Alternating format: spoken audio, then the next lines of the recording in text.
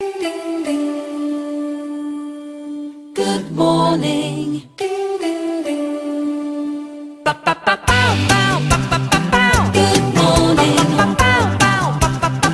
Good morning. Beautiful day. It's a beautiful day.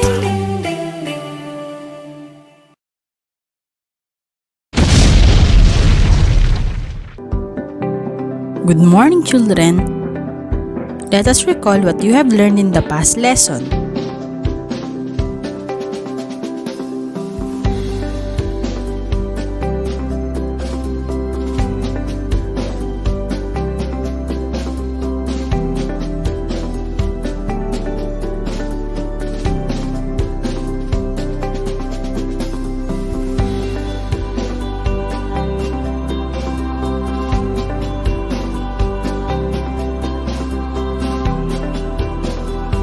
Who has a hat?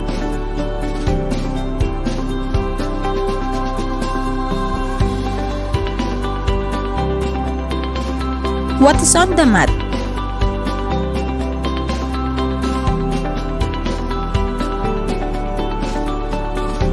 Where is the cat?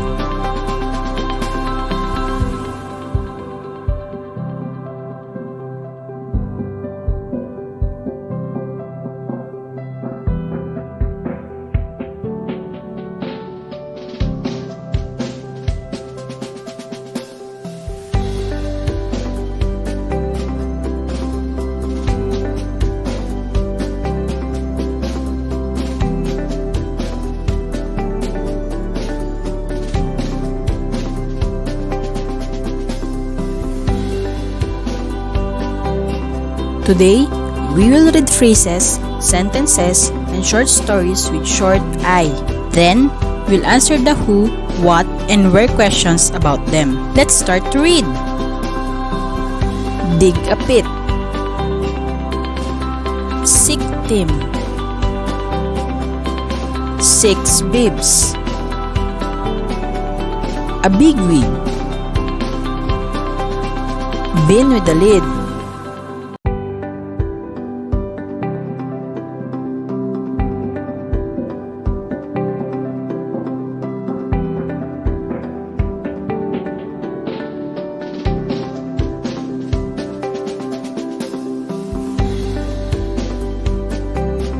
Now, let's read sentences with short I and answer who, what, and where questions. Who has a bib?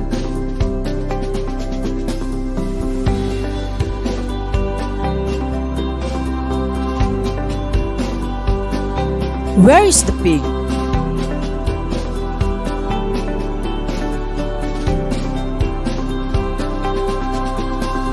What is big?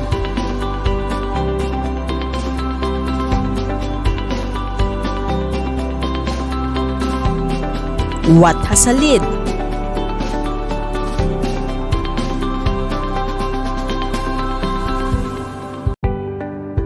What is red?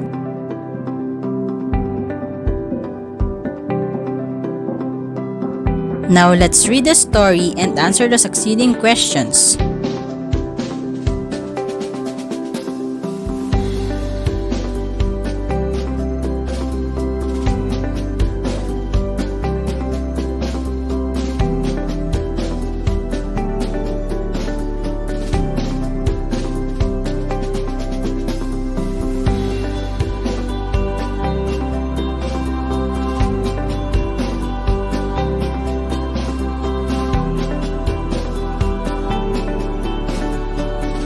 Let's have some exercises.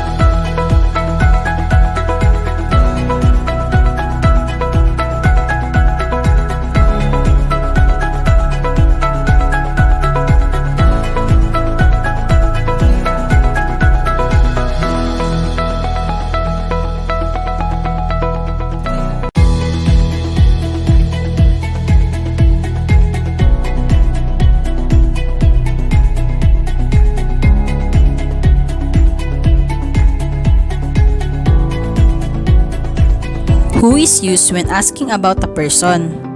What is used when asking for information about something? Where is used when asking about a place? To further understand our lesson, let's answer the activities.